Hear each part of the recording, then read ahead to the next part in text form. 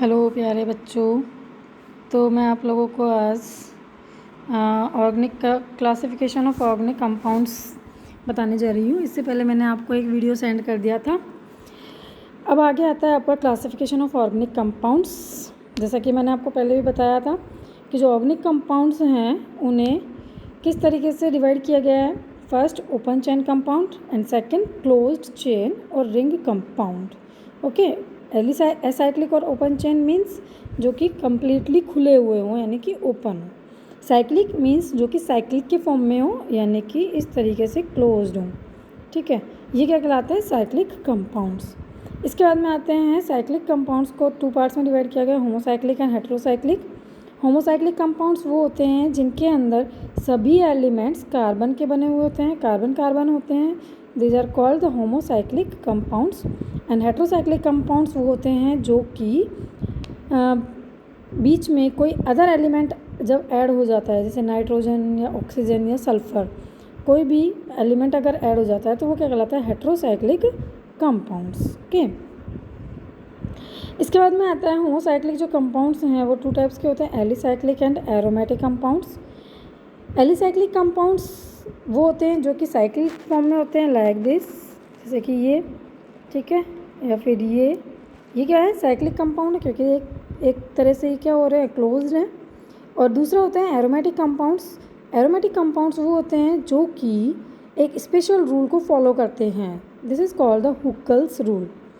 If they are followed the Huckel's rule then they are called aromatic compounds. Aromatic compounds two parts में divided हैं, benzenoid compounds and non benzenoid compounds.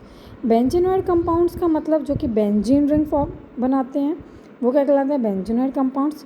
और non benzenoid compounds वो होते हैं जो कि aromatic property तो show करते हैं बट ज़रूरी नहीं है कि वो बेंजीन रिंग बनाते हों। These are called the non benzenoid compounds. Is that clear? इसके बाद में आता है आपको डिस्क्रिप्शन कि हम किस तरीके से डिस्क्राइब करते हैं।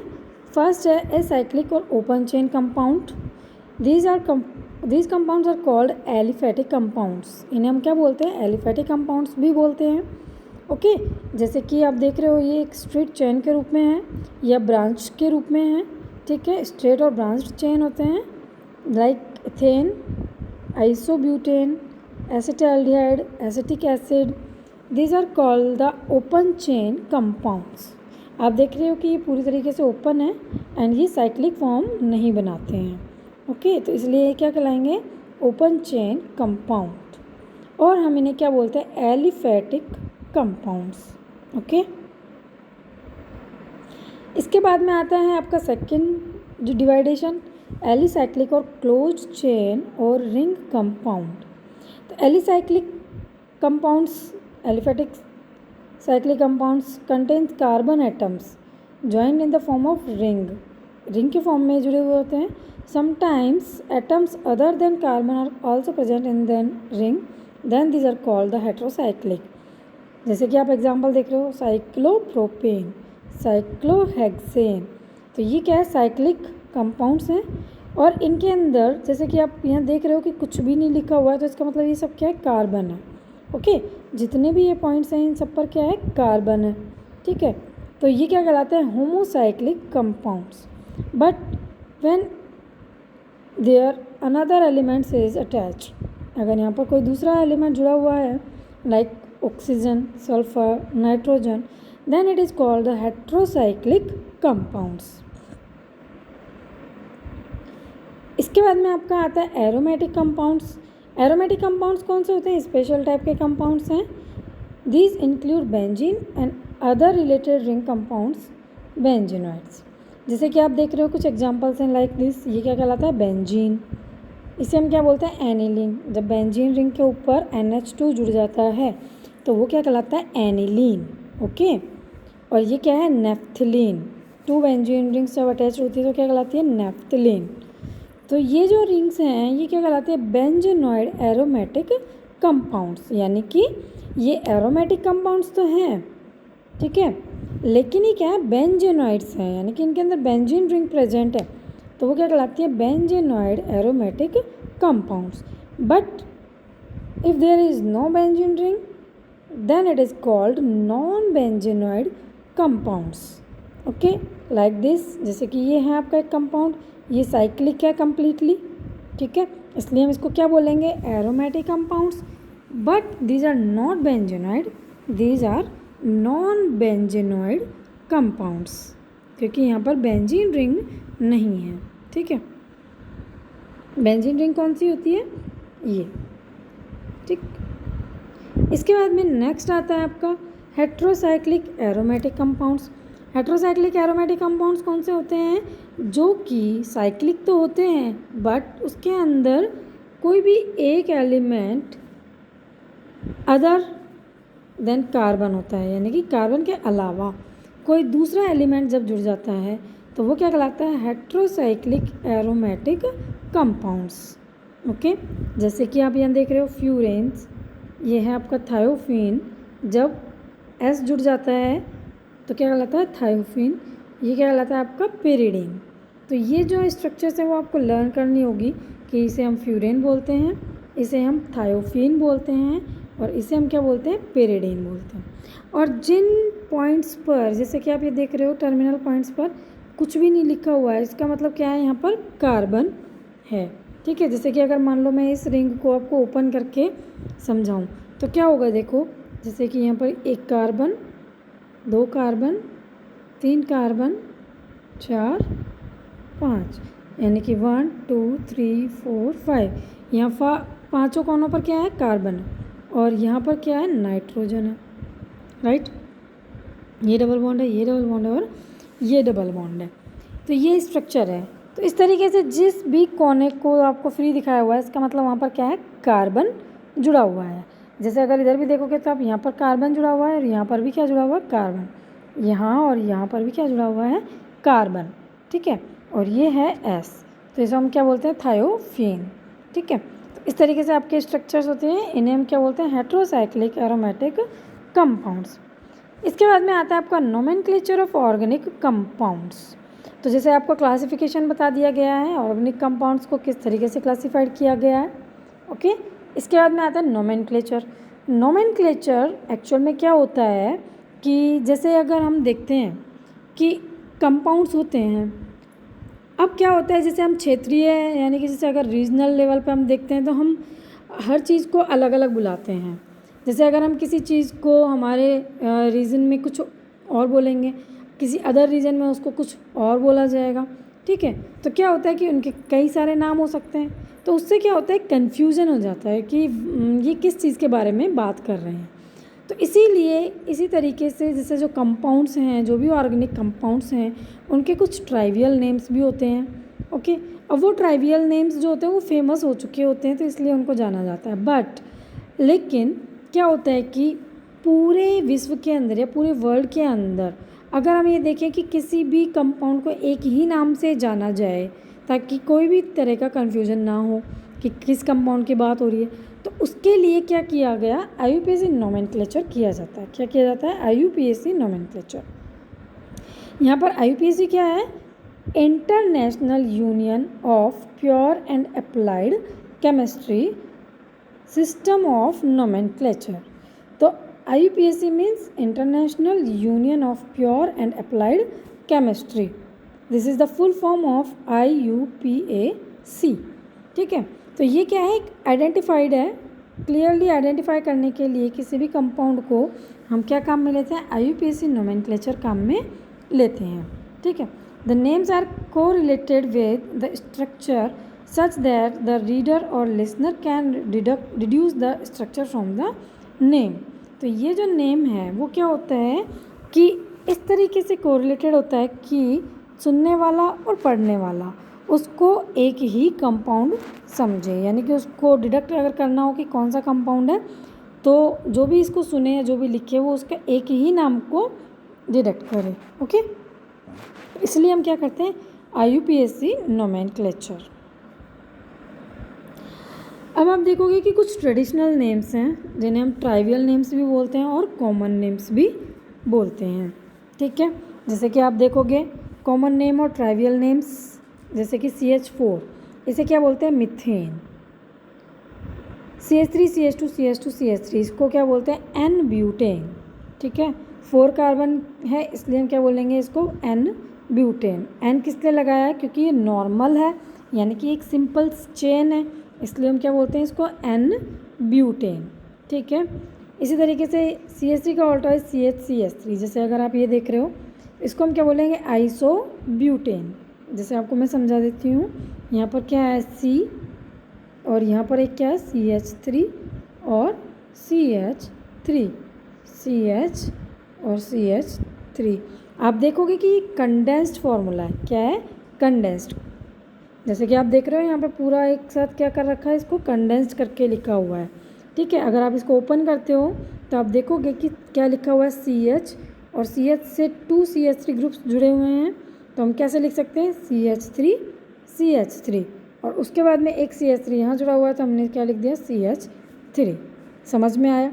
तो आपको ये नाम लिखना आना चाहिए कि कंडेंस्ड अगर फॉर्म दिया हुआ हो तो हम उसे ओपन अप करके किस तरीके से लिखेंगे। ठीक है, तो आप देखोगे कि CH3 का होल्टवाइज CH को अगर हम ओपन करके लिखते हैं तो हमारे पास कैसी स्ट्रक्चर आती है CH CH3। समझ में आया? तो आप इसको क्या बोलेंगे आइसोब्यूटेन। क्या बोलेंगे इसको हम आइसोब्यूटेन। जैसे आप ये देख रहे हो CH3 CH3, ये जो पोजीशन है ये क्या कहलाती है आइसोब्यूटेन। आइसो क्या कहलाती है आइसो। ठीक है, और क्योंकि इसके अंदर 4 कार्बन है इसलिए हम इसको क्या बोलेंगे आइसोब्यूटेन। सभी को समझ में आया? अगर यहाँ पर एक कार्बन और इंक्रीज कर दूँ, मान लो मैं यहाँ CH2 लिख दूँ और यहाँ पर क्या लिख दूँ CH3। ठीक है, तो ये क्या हो गया 5 कार्बन और इसलिए हम क्या बोलेंगे इसको आइसोपेंटेन। ठीक है, तो आपको ये चीज़ ध्यान रखनी है कि CH3 CH3 ये जो पोजीशन है ये क्या कहलाती है आइसो। और इससे जुड़ने वाली ये चेन अगर कितनी भी लंबी हो तो हम टोटल कार्बन नंबर काउंट करेंगे और उसी के अकॉर्डिंग उसका नेम देंगे और क्या बोलेंगे आइसोपेंटेन या आइसोहेक्सेन या आइसोहेप्टेन। अगर 7 कार्बन हो गया तो क्या बोलेंगे आइसोहेप्टेन। समझ में आया? ठीक है, तो इस तरीके से हम इसको काम में लेते हैं। इसके बाद में आता है जैसे कि ये CH3 का होल फोर्स C, ये कंडेंस्ड फार्मूला है। क्या है ये कंडेंस्ड फार्मूला। अगर आप इसको ओपन करोगे तो आप कैसे लिखोगे, जैसे यहाँ पर क्या है एक कार्बन है और CH3 का होल 4 यानी कि इस कार्बन से कितने CH3 जुड़े हुए हैं 4 CH3 जुड़े हुए हैं। तो आप कैसे लिखोगे CH3 और CH3। समझ में आया? तो ये जो फार्मूला होगा इस तरीके से ओपन अप होगा जैसे आप यहाँ पर देख रहे हो। ठीक है, और इसको हम बोलते हैं neopentane. This is the common name. Iso, neo और एन क्या है ये कॉमन नेम है। ठीक है, तो इसे हम क्या बोलेंगे नियो। तो नियो के लिए हमें कौन सी वाली पोजीशन चाहिए, ये वाली। समझ में आया? ये अगर लगा हुआ है तो वो क्या कहलाएगा नियो। ठीक है, तो इसे हम बोलेंगे नियोपेंटेन क्योंकि 5 कार्बन है इसलिए हम बोलेंगे नियोपेंटेन। अगर मैं यहाँ पर एक और हाइड्रोकार्बन जोड़ देती हूँ, मान लो जैसे कि अगर मान लिया ये है कार्बन CH3 ये तो हो गई नियो और इससे जुड़ा हुआ है मान लो CH2 और CH3। तो इसको आप क्या बोलोगे नियो। ये तो हो गया नियो। ठीक है, और टोटल कितने कार्बन है यहाँ पर 1 2 3 4 5 6 और 7। तो इसको क्या बोलेंगे नियो हेप्टेन। सबको समझ में आया? तो आपको ये पोजीशन याद रखना है कि ये क्या कहलाता है नियो। ठीक है, तो ये क्या है कॉमन नेम है। HCHO इसको हम क्या बोलते हैं फॉर्मेल्डिहाइड। इसी तरीके CH3 का होल्टवाइज CO इसको क्या बोलते हैं एसीटोन। अब इसको अभी आप एक बार खोल कर देखो कि कैसे खुलेगा। CH3 का होल्टवाइज CO आप इसको खोलोगे तो C double bond O CH3 और CH3। तो इसको क्या बोलेंगे हम एसीटोन। समझ में आया? एक कार्बन है इससे डबल बॉन्ड O जुड़ा हुआ है CH3 और CH3 जुड़ा हुआ है। ठीक है, तो हमें कार्बन की 4 वैलेंसीज कंप्लीट करनी होती है। इस चीज़ का हमें ध्यान रखना है कि कार्बन ज़्यादा से ज़्यादा कितने बॉन्ड बनाएगा, 4 बॉन्ड। ओके, तो यहाँ पर कार्बन की 4 वैलेंसीज कंप्लीट हो चुकी है और इसे हम क्या बोलते हैं, एसीटोन। ठीक है, इसी तरीके से CHCl3 क्या बोलेंगे, क्लोरोफॉर्म। CH3COOH को क्या बोलेंगे, एसिटिक एसिड। C6H6 को क्या बोलेंगे, बेंजीन। C6H5OCH3 को क्या बोलेंगे, एनिसोल। C6H5NH2 को क्या बोलेंगे, एनिलीन। C6H5COCH3 को क्या बोलेंगे, एसीटोफिनोन। CH3OCH2CH3 को क्या बोलेंगे, एथिल मैथिल ईथर। ठीक है, तो ये क्या है, कॉमन नेम है जो कि आपको सीधा का सीधा ऐसे ही याद करना है। समझ में आया सभी को? These are the common names और आपको ये सीधा ऐसे ही लर्न करना होगा। ठीक है, IUPAC नोमेनक्लेचर में हम लोग फाइंड आउट करते हैं उनका IUPAC नेम। वो कैसे करेंगे वो आपको आगे मैं समझाती हूँ। अब जैसे ये है the IUPAC system of nomenclature. जब IUPAC सिस्टम ऑफ नोमेनक्लेचर यानी कि नोमेनक्लेचर करते हैं तो हमें क्या क्या चीज़ों को ध्यान देना होता है, कुछ रूल्स हैं ताकि हम उसको पढ़ें, उसको समझें कैसे हमें नोमेनक्लेचर करना है। सबसे पहले हमें क्या करना होता है, पेरेंट चेन फाइंड आउट करना है। ठीक है, पेरेंट चेन को हम कैसे फाइंड आउट करेंगे कि जो लॉन्गेस्ट चेन होगी, जो सबसे लंबी चेन होगी वो क्या कहलाती है, पेरेंट चेन। और उस लॉन्गेस्ट चेन में भी जितने ज़्यादा सब्स्टिट्यूट्स जुड़े होंगे या फंक्शनल ग्रुप्स जुड़े होंगे वो ही क्या कहलाएगी, पेरेंटल चेन।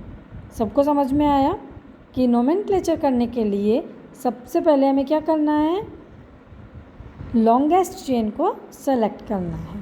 ठीक है, जैसे आप यहाँ पर देख रहे हो ये क्या है, एक लॉन्गेस्ट चेन है। अब इस लॉन्गेस्ट चेन से क्या जुड़े हुए हैं, फंक्शनल ग्रुप्स जुड़े हुए हैं, इसमें ब्रांचिंग भी हो रही है। तो जिसके अंदर सबसे ज़्यादा फंक्शनल ग्रुप्स जुड़े हुए हों और ब्रांचिंग हो रखी हो वो ही क्या कहलाती है, पेरेंटल चेन। ठीक है, तो यहाँ पर ये क्या है, पेरेंटल चेन है। इसके अलावा ये जितने भी ग्रुप्स जुड़े हुए हैं क्या है, फंक्शनल ग्रुप्स हैं। ठीक है, तो compounds containing carbon and hydrogen only are called hydrocarbons. Hydrocarbons क्या कहलाते हैं, जिनमें कि कार्बन हाइड्रोजन जुड़े हुए होते हैं वो क्या कहलाते हैं, हाइड्रोकार्बन्स। तो आपको ये बता देती हूँ मैं कि हाइड्रोकार्बन्स है वो 2 टाइप्स के होते हैं। कौन कौन से, saturated and unsaturated. Saturated hydrocarbons जो होते हैं वो क्या होते हैं, if it contains only carbon carbon single bond like this, carbon and carbon के बीच में यदि सिर्फ सिंगल बॉन्ड होता है तो वो क्या कहलाता है, सैचुरेटेड कार्बन एंड कार्बन। ठीक है, ये क्या कहलाएगा, सैचुरेटेड हाइड्रोकार्बन। इसी तरीके से सेकेंड है unsaturated hydrocarbon are those which contains at least 1 carbon carbon double और ट्रिपल बॉन्ड, यानी कि या तो डबल बॉन्ड हो या फिर ट्रिपल बॉन्ड हो, तो वो क्या कहलाते हैं, अनसैचुरेटेड हाइड्रोकार्बन्स। सबको समझ में आया?